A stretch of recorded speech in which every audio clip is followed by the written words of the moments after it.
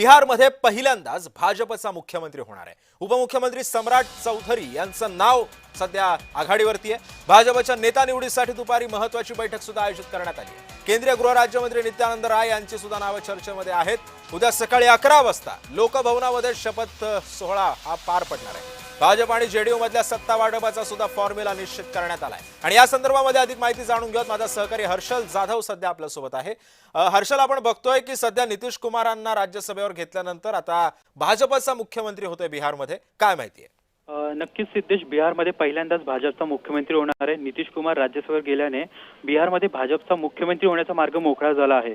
भाजपकडून अनेक नेत्यांची नावं चर्चेत होती। त्यात प्रामुख्याने सम्राट चौधरी, नित्यानंद राय, दिलीप जायसवाल, संजीव चौरसिया यांची नावं चर्चेत होती।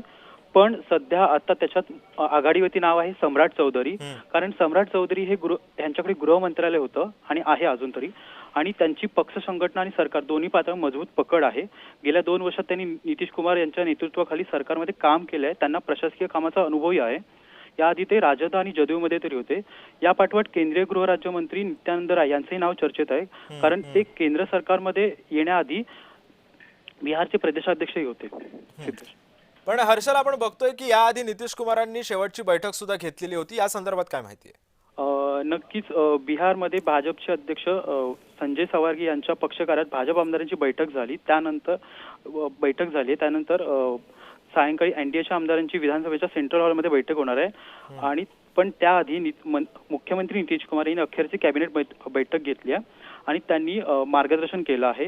नव्या सरकारमध्ये मिळून काम करा, मी मार्गदर्शन करत राहीन असं नितीश कुमार म्हणाले। तसेच नव्या सरकारला सहकार्य करणार असंही नितीश कुमार बैठकीत म्हणाले। नक्कीच, धन्यवाद हर्षल, तू दिलेल्या सविस्तर माहितीबद्दल।